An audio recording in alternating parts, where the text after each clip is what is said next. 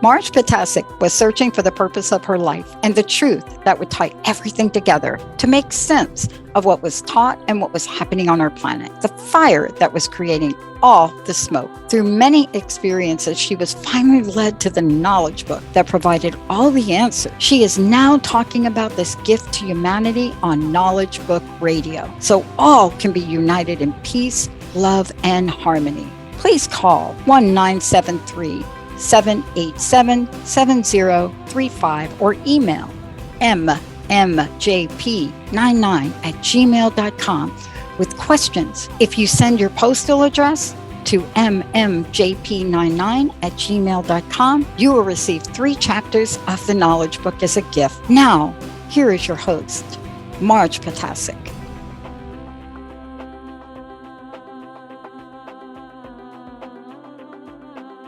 Hello, everyone. I'm Marge Ptaszek, and you're listening to Knowledge Book Radio with Marge Ptaszek on Transformation Talk Radio. And we will be continuing our series of Omega conferences. That's part of the Call to Friendship Association World Unification Program.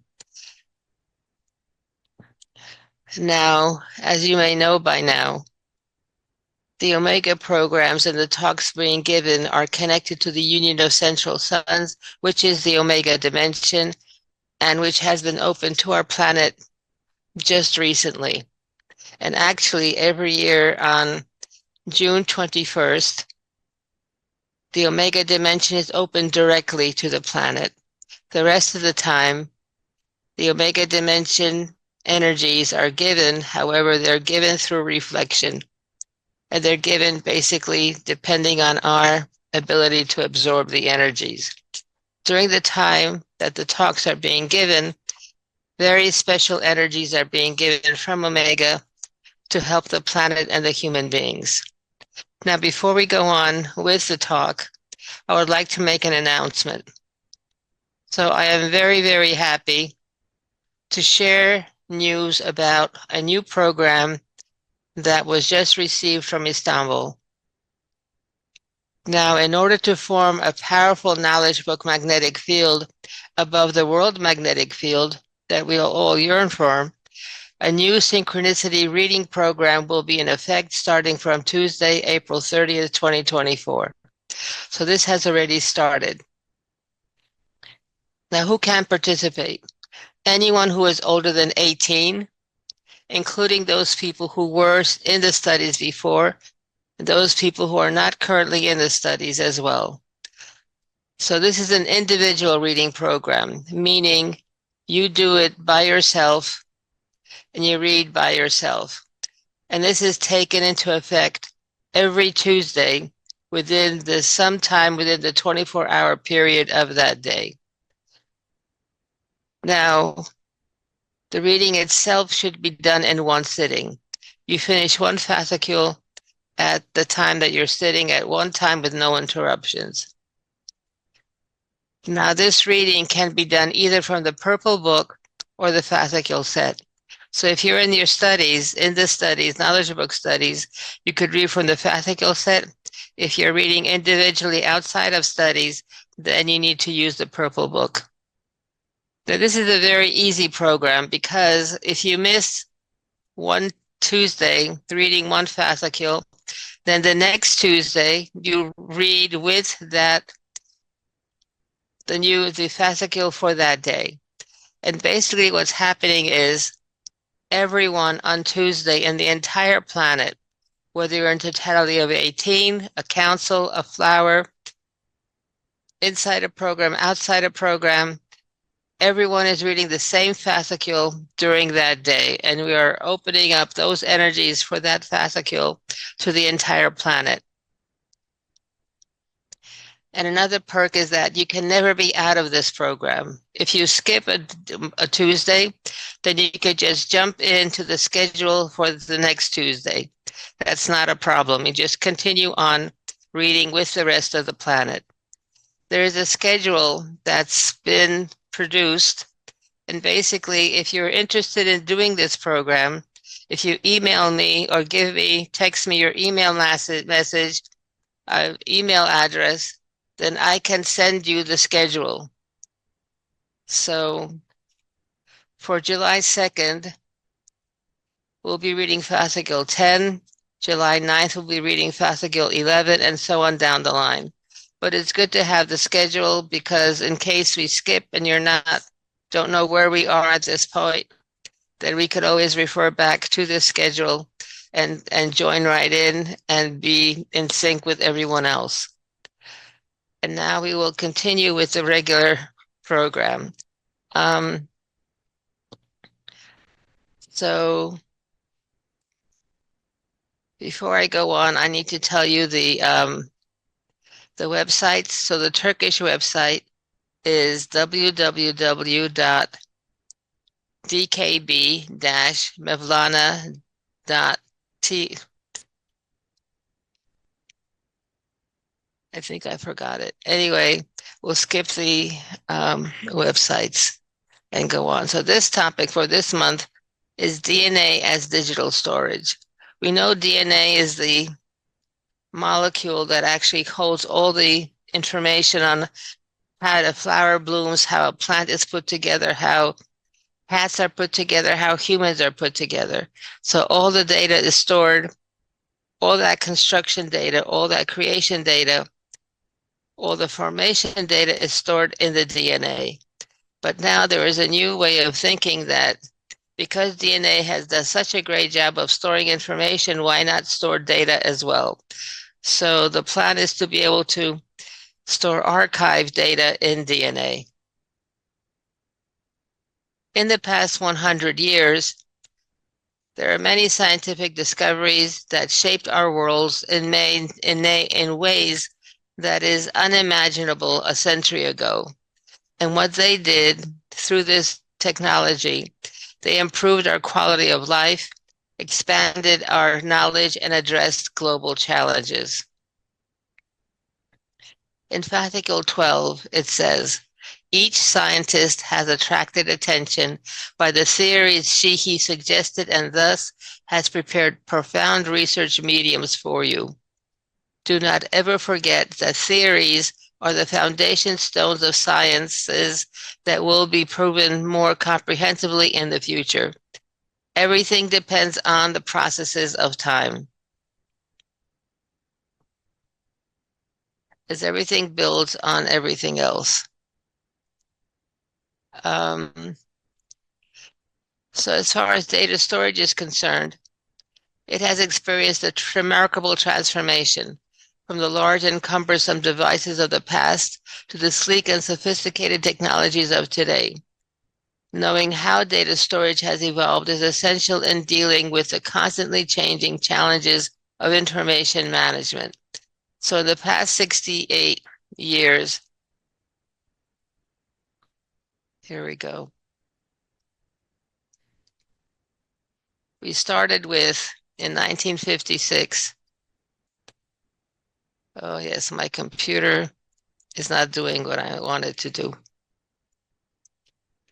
In 1956, IBM released a hard drive, and this hard drive was as big as 2 refrigerators. So if you can imagine the space that took up for the hard drive. Right now we have hard drives that you can hold in the palm of your hand. In 1971, we had the first floppy disk. Then things went forward. In 1996, we had the first DVDs that were able to store 4.7 gigabytes of data. Then we had the USB, and so on down the line. And currently, in 2020, we are now able to store, if you could see this, 1,073,741,824 terabytes of data. This is what we can store currently in the devices that we have.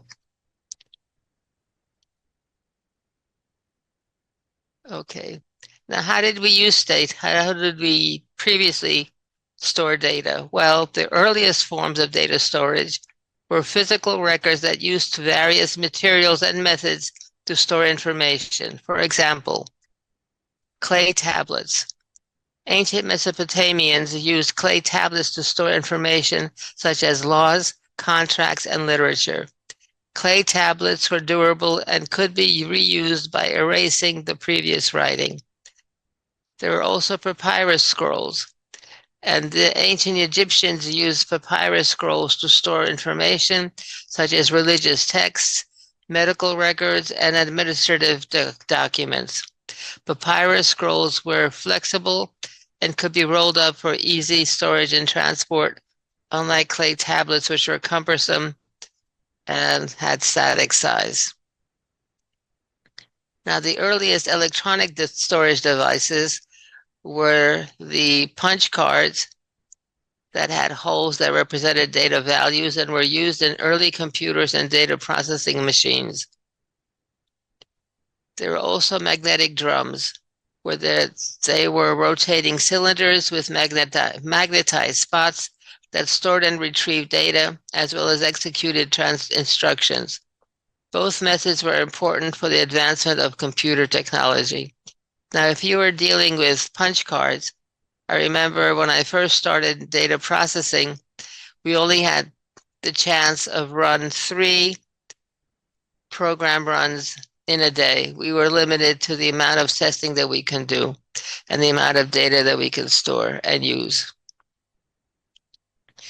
But in the 1980s and 1990s, there were significant advancements when the hard drives and optical disks were introduced. These technologies revolutionized the way data was stored, offering benefits such as larger capacity, faster access, and smaller size. So we went from floppy disk to a super disk. In the 2000s, cloud storage emerged as a game-changing technology. Cloud storage allows data to be stored and accessed remotely through the internet. This technology has revolutionized the way businesses store and manage data. Now, even though it says that it's a cloud, meaning we don't have direct access to the data banks, but the cloud is actually contained in huge rooms with multiple computers that are storing this data. And the world technology is still advancing. And right now, we're reaching the limit of how much this current structure can hold as far as data is concerned. So right now, they're looking for, and there is a need for innovative storage solutions. Now, one of the emerging storage technologies is looking for a more efficient and secure data storage practices. As we all know, our data is precious. We don't want to lose our pictures. We don't want to use our banking statements or our histories. So number one, the data needs to be secure on more than one level. So researchers and scientists, they're exploring groundbreaking methods of data storage. And they're unlocking new possibilities for storing and preserving vast amounts of data. So as the saying goes, necessity is the mother of invention.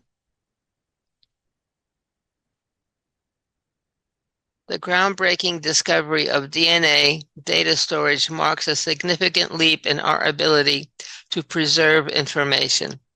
This innovative approach harnesses the compact and durable nature of DNA molecules to encode data, offering a solution to the looming data storage crisis. DNA data storage is the process of using DNA molecules as a storage medium. Unlike the optical and magnetic forms of storage technologies present today, DNA won't be stored in a binary digits as ones and zeros. Instead, they will be encoded into DNA nucleotide bases, A, C, G, and T, and stored. These strands are then converted to binary digits when needed. So we're still storing and using binary digits, however, we're storing it differently. It's not directly 1 and 0, it's the bases that are then translated into 1 and 0. The idea of DNA digital data storage dates back to 1959, when the physicist Richard P. Feynman, in There's Plenty of Room at the Bottom, an invitation to enter a new field of physics, outlined the general prospects. However, practical implementation took several decades to develop. In 1964-65, Mikhail Samolovich-Neeman, a Soviet physicist, published 3 articles about micro-miniaturization in electronics at the molecular atomic level, which independently presented general considerations and some calculations regarding the possibility of recordings, storage, and retrieval of information on synthesized DNA and RNA molecules. In 1988, artist Joe Davis collaborated with Harvard University researchers to store an image of DNA in DNA. What they did was they encoded the image in a DNA sequence within E. coli bacteria. Once decoded, the image formed a picture of an ancient Germanic rune representing life and the female Earth. So the experiment has been run and it proved successful. Now in 2019, which is 5 years ago, researchers demonstrated the first steps of DNA data storage. They used an enzyme called terminal, let's see if I could get this right, terminal deoxynucleotide transferase, otherwise known as TDT, for DNA synthesis and information storage. The process involves encoding a digital data into DNA sequences, synthesizing, writing those sequences, storing them, and later decoding, reading the DNA molecules to retrieve the original data. Now, DNA itself, and I'm sure most of you know, stands for deoxyribonucleic acid. It is a complex organic molecule that carries the genetic information of a living thing. It is found in all humans and stores information like skin color, eye color, height, and other physical and biological traits. But humans are not the only ones that have chromosomes and have DNA. Most living things have DNA. A DNA spiral has multiple and alternating pairs of 4 unique bases. They are adenine A, guanine G, cytosine C, and thymine T. These bases are attached to the DNA spiral in pairs called base pairs. The 2 base pairs are adenine thymine and guanine cytosine. So if you see adenine, thymine will always be connected to it. And if there is a guanine, there'll be a cytosine connected to it. Those 2 pairs always go together. Data is stored in binary digits, 1s and 0s, in traditional computing. In DNA data storage, the formal nucleotide bases A, C, T, and G and T store and encode data. Information stored in permutations of 3 nucleotide bases are called codons. DNA storage actually comprises 3 processes. Number 1, you have to code the data.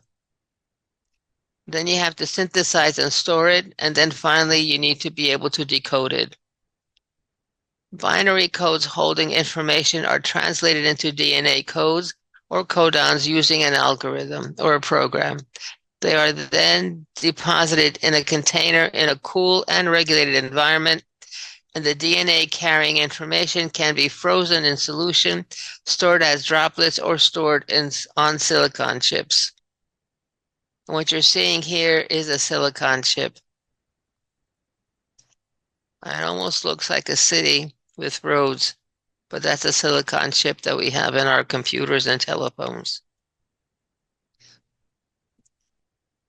So how does this work? Well, scientists are working on making the reading of DNA storage faster and less expensive.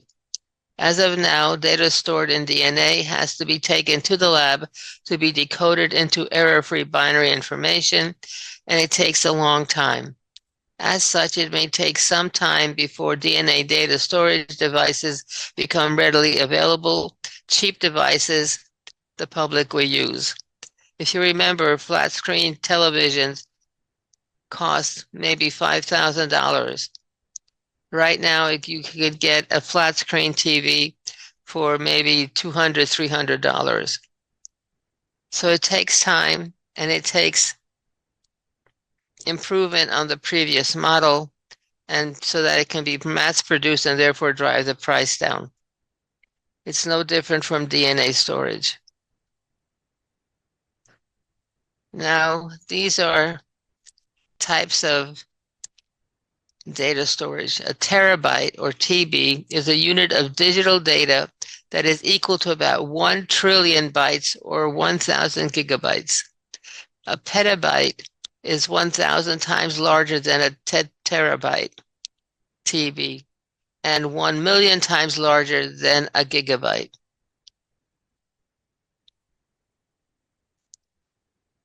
DNA data storage is the preferred solution for the storage shortage problem because it can store large amounts of data in very little space. 1 gram of DNA can store 215 petabytes of data. So 1 gram of DNA can store approximately 220,160 terabytes. And of course, a terabyte is 1 trillion bytes. So you can see how DNA storage would be really advantageous to storing a lot of data in a very little amount of space. Now, if you compare this with current technology, 1 terabyte hard disk drive weighs approximately 400 grams. So to store the equivalent amount of data 1 gram of DNA keeps, you would need more than 88 million grams, or 88,000 kilograms, or approximately 195,000 pounds of hard drives. That's a lot of hard drives. So with this information, researchers say that all the data in the world right now can fit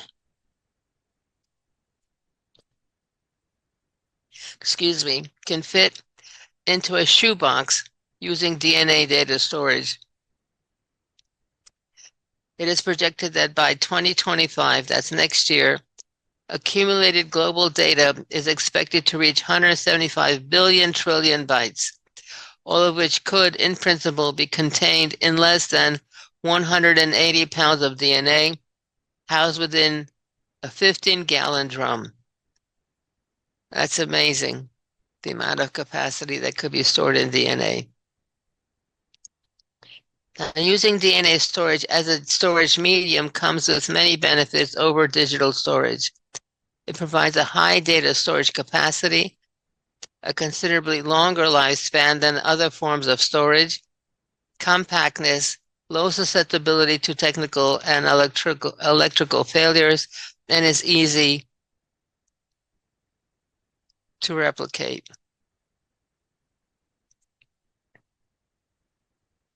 So what are the advantages? The main advantage of DNA storage over other storage mediums is storage density. Even though you store your data remotely in the cloud or on an NAS, they are still stored in big servers and data centers. These data centers are as large as football stadiums and cost billions of dollars to build and maintain. It is not the same with DNA data storage. DNA data storage allows you to store massive amounts of data in a very compact space, hence reducing the problems of space, maintenance expenses, and shortage of storage equipment.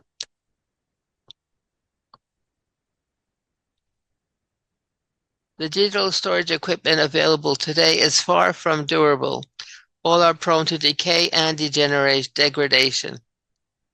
Digital decay is the gradual decomposition of data stored on a computer, affecting millions of people every year. So if you had data stored on floppy disks or hard disks, over time, that data, that medium starts to degrade, starts to decay, which means parts of pictures may be lost, parts of songs may be lost, parts of the information you want to keep basically disappears.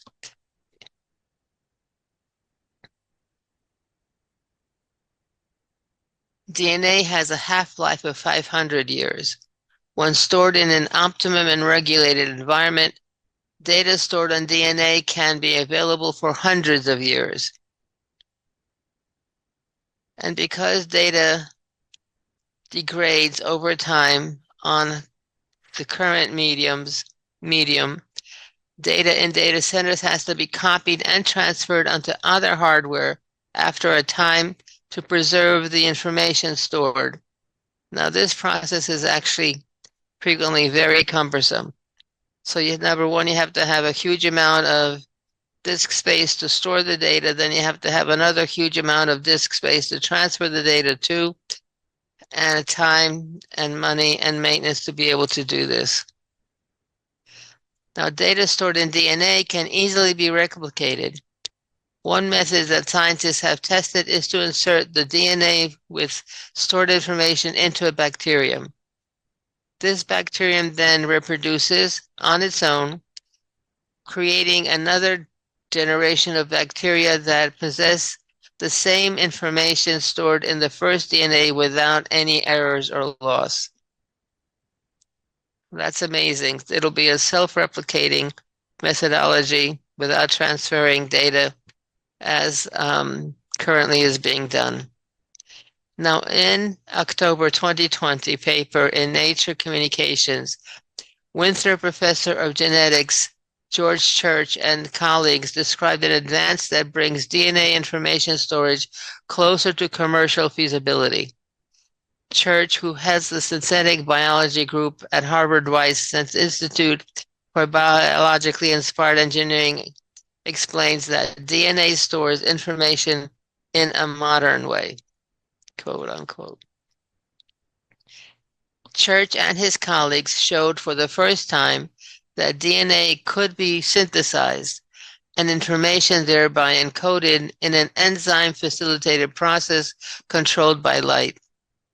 The team also demonstrated another first, the use of enzymes to achieve parallel synthesis of multiple DNA strands. They pulled 2 measures of music from a Super Mario Brothers video game, digitized it, converted it into a DNA code, and synthesized it. The DNA was then sequenced to decipher its code, redigitized, and converted back to a musical format. So they encoded the music, then decoded it, stored it, and then decoded it.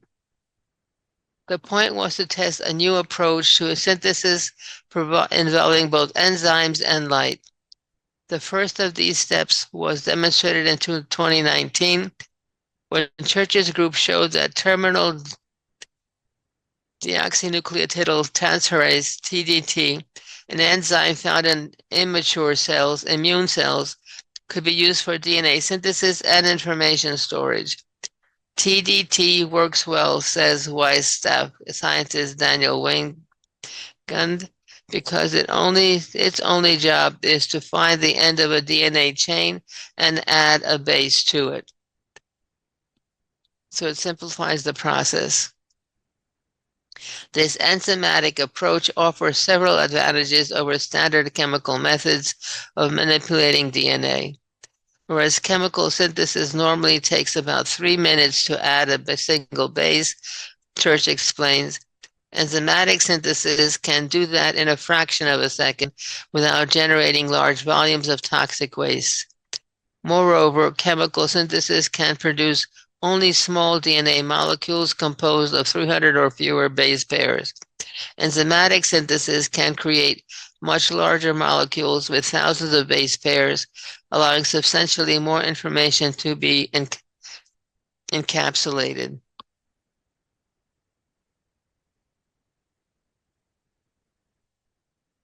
So this is as a picture of,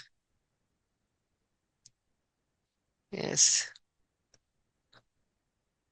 of how the strands are loaded. So the key innovation in 2020 was incorporating a technique called photolithography, and this is used for decades to etch semiconductor chips into DNA synthesis.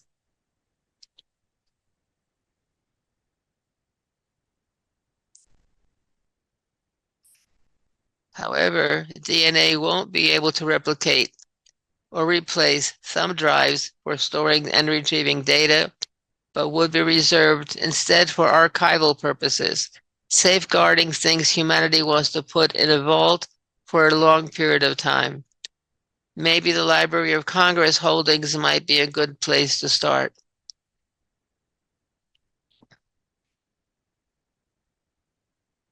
It might be possible to protect synthetic DNA for a million years, Church says, but by inserting encoded DNA into hardy bacteria, which can reproduce themselves and repair their genetic material for free, he added, the information could potentially be preserved for hundreds of millions of years.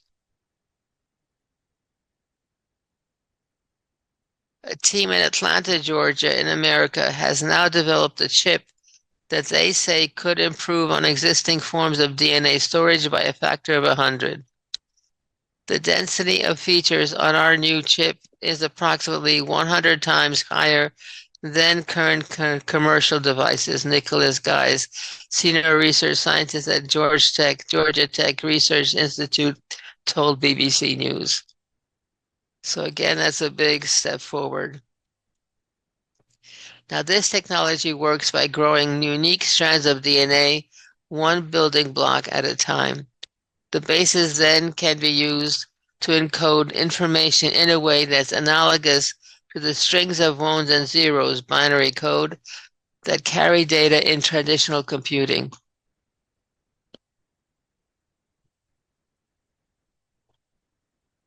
Excuse me, there are different potential ways to store this information in DNA. For example, a 0 in binary code could be represented by the bases adenine or cytosine, and a 1 might be represented by guanine or thymine. Alternatively, a 1 and 0 could be mapped to just 2 of the 4 bases. Scientists have said that every movie ever made could fit inside a volume smaller than a sugar cube. Given how compact and reliable it is not surprising there is now broad interest in DNA as the next medium for archiving data that needs to be kept indefinitely.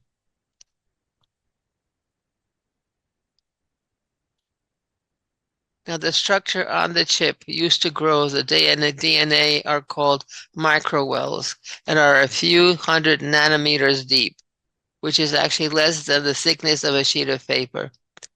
The current prototype microchip is about 2.5 centimeters or 1 inch square and includes multiple microwells, allowing several DNA strands to be synthesized in parallel.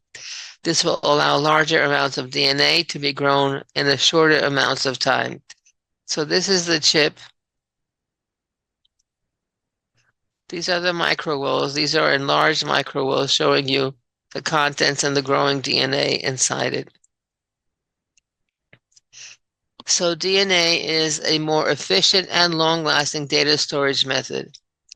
It offers better compression, higher physical density, longer stability, and lower energetic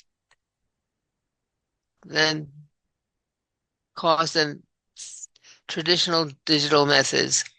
Metadata should be embedded in DNA sequence. Standardization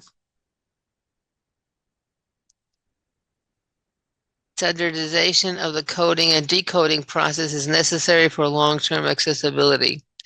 Errors in methodology can lead to data loss, emphasizing the need for reliable protocol for handling samples. So including the identifying feature in the DNA is crucial for future recognition of it as data storage. It's just like naming something or having a very structured way of being able to retrieve and store, like, let's say in a library where you have all those numbers that identify the book, and then anyone can actually look for that book based on those numbers. So they need to have the same kind of marking in a DNA to be able to know what it is, first of all, and be able to work with it. So the markers or sequences can indicate that the DNA is synthetic, not biological. This ensures that future generations can recognize and access the stored data, even if knowledge of DNA data storage is lost. Within the next 5 to 10 years, we might see the first DNA data center, which would be significantly smaller than today's data centers, and store data in DNA-based pairs instead of binary code.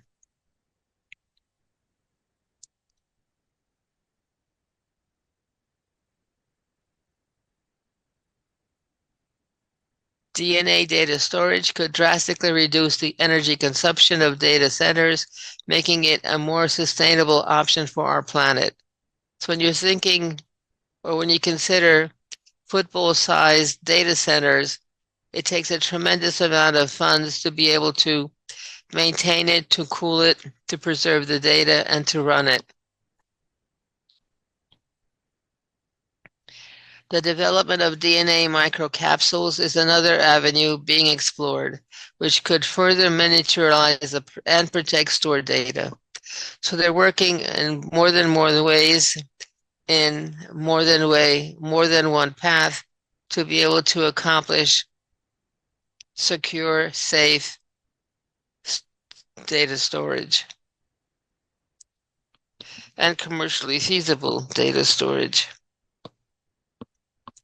So storing data on DNA or in DNA is a cutting-edge concept that has the potential to revolutionize how we think about data storage.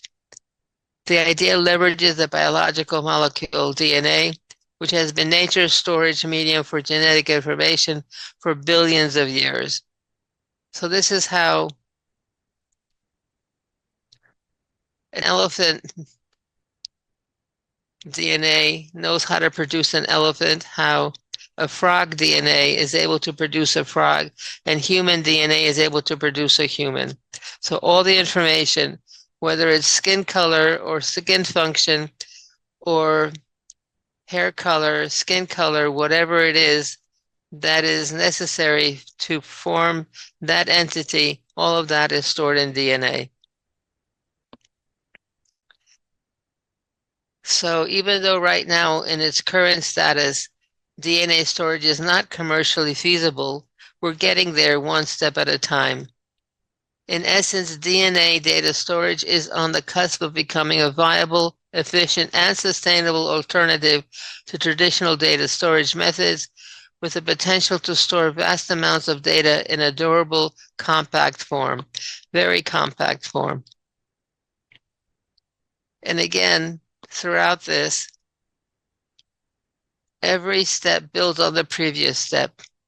So we started with one kind of disk and a hard drive, and we moved forward and moved forward and moved forward based on the work that was done previously. A new innovation took place, new work took place, and we wound up where we are now, having a portable computer, which is what is known as a cell phone today.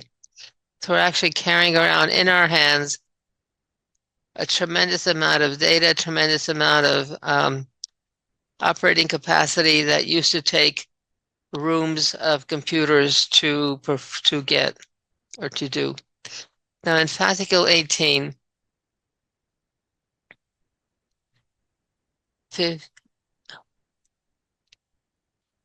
number 53 on that fascicule, the path of learning is not single. Do not ever forget this. In the processes of time, all scientific data can be easily refuted. Through learning, you take a firm step. You attain knowledge by passing through the sieve of logic. You dive into the unknown by passing through the sieve of thought. Reach the secret within the secret. So scientists currently are actually following this path. They are testing, they're using the scientific method to basically see, they propose a theory, okay, we want to store data in DNA. Then they go through and formulate ways of doing this. And they test it and see what their results are. And based on those results of tests, based on their ability to think and focus and be able to reach answers that weren't reachable before, they come up with more feasible results. They come up with more successful results and are able to come up with a result that is now possibly commercially viable as far as DNA storage is concerned for archival purposes. In fascicule 50, all the knowledge is present in the human in accordance with his/her levels of consciousness. Because the truths have been card indexed into your genes. The unfolding of these depends on the evolution and the consciousness of the human in question. This is the reason why the human factor has been subjected to education and evolution. To know but not to know, to say but not to believe, to perceive but to doubt are each a criterion of the measure of the genuine human. In fascicle 50, now all the secrets have been unveiled.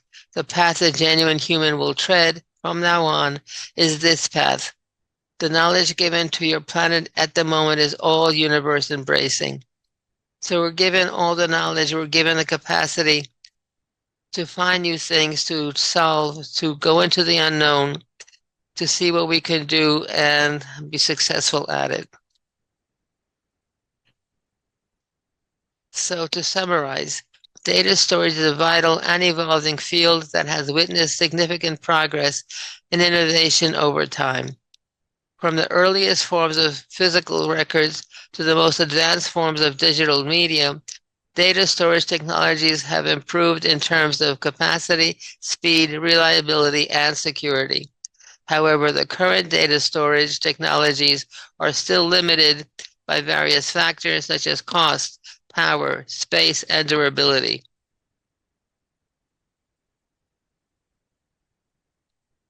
And again, necessity breeds invention. Necessity is the mother of invention. So there's just so many data centers that can be built, so much money that can be spent towards building bigger and bigger data centers, but we're reaching the limit of what we can store in the current technology, with the current technology, and we are in the process of evolution of being able to store data differently. And right now, the DNA storage has been proposed as a solution, and we're close to being able to actually accomplish it. So it's commercially available and it's reliable. And we can depend on having the data that we have preserved as far as archive data for the future. So DNA digital storage is a promising technique that can overcome these limitations and offer unparalleled advantages for data storage. DNA digital storage is still in its infancy, but it has the potential to become the future of data storage and revolutionize the way we store, access, and use data. So as we evolve and expand our consciousness in the processes of time, We will continue to advance our scientific knowledge as we believe that we have reached the peak of the pyramid of knowledge. We find that we haven't reached the peak because then we find that we only have begun to discover infinite new and wondrous scientific breakthroughs. So in the case of data storage, we thought we had it made when we had the USB drive. We thought we had it made when we have the cloud storage. We thought we had it made. However, that's not the case. There is always the more perfect than the perfect. There is always a step beyond what we have currently done. And we will continue to grow. We will continue to evolve, continue to grow, and continue to learn and get more and more knowledge as we continue to evolve. The evolutionary path described in the knowledge book will unify humanity in a totality by helping us to attain the consciousness of truth. Now, so we have some time left over, so I'd like to go back and further expand on the new reading program. So let's go again over who is eligible to do this program.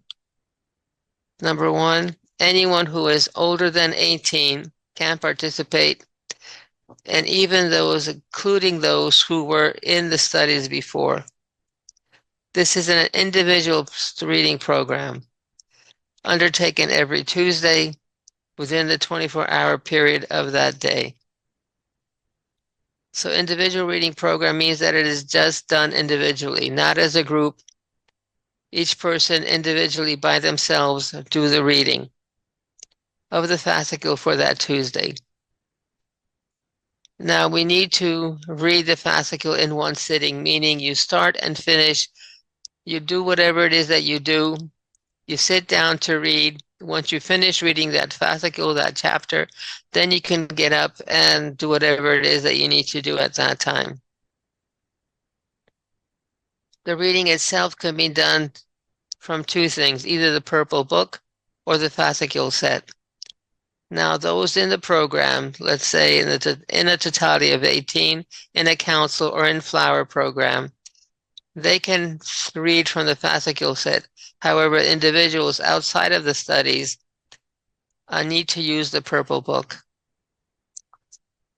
And this is very easy because even if you miss, for some reason, a reading on one Tuesday, then the next Tuesday you just jump right in and read whatever fascicle is scheduled for that Tuesday, and you simply read the fascicle corresponding to the date that you start or restart. So you can't jump in it. You can jump in and out of this program. If you're going on vacation or all of a sudden you got sick on that day and you couldn't read, or something else happened that you couldn't read, then the next Tuesday just jump in with the reading for that day. So you read when you can and return when you can. Now, the most important part of this program is that everyone on this planet, whether you're in the program or out of the program, whether you're in the studies or not, everyone on the planet is reading the same fascicule on that Tuesday. So this is a unification program on a grand scale. And it is an easy program, and that allows the knowledge book aura to be formed above the world magnetic field. So we're forming a knowledge book magnetic field above the world magnetic field, which then allows the world itself and everyone in it to progress faster and to have different outcomes than they currently have. And as you know, the world magnetic field is the one that has chaos, while the knowledge book magnetic field has peace and harmony and unity. So the most important part of this reading program is that everyone, again, is reading the same fascicle on the same day. In the current Me reading program, or the previous reading program, everyone who started this program in 2009 is reading their own fascicle on their own day, every day. So each of the individuals who started in a different year are on a different fascicule. But in this program, everyone reads the same fascicule on Tuesday, and you can jump in and out of this program with no problem, with no karmas. Okay. Now, there is a schedule, and if you would like to receive the schedule, either email me or text me. My email is mmjp99@gmail.com, or you can text me your email at 973-787-7035. Again, 973-787-7035. Now, the best way of sending this to you is through an email, because this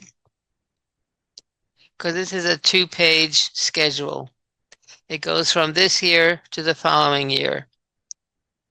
So again, mmjp99@gmail.com, Mary John Peter 99@gmail.com, or 973-787 to text me your email address. Now I could still send you 3 free chapters from the knowledge book if you email or text me your home mailing address. This is your physical mailing address. This is completely free of charge and with no strings attached. You read it if you want to. If you don't read it, if you don't want to. However, it is important that everyone be able to be connected with the knowledge book, with the energies of the knowledge book, because it speeds up everyone's evolution. Now, to get information on the reading program, the schedule of the reading program that is currently in place, besides this, the synchronicity reading program that's now been announced, the Turkish website is dkb-mevlana.org.tr, www.dkb, David Kite Boy, Mevlana.org.tr. The United States website is www.usa.thenowledgebook.net. Again, www.usa.thenowledgebook, all one word, .net.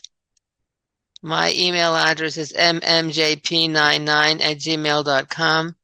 My telephone number is 973-787-7035. And the website for the Call to Friendship Association World Unification Program is www.calltofriendship.com, all one word, calltofriendship.com. Okay, so that's all she wrote for today. We will see you again next time. Okay. You've been listening to Knowledge Book Radio with Marge Ptaszek. Marge was led to the Knowledge Book, a gift to humanity at its time of transition to the Golden Age that provides the truth, energies, and knowledge. Now she shares information from and answers questions about the Knowledge Book with you the 4th Tuesday each month at 4 p.m. Pacific, 7 p.m. Eastern on TransformationTalkRadio.com. For more information, visit usa.theknowledgebook.net and tune in next time for another amazing show on Knowledge Book Radio.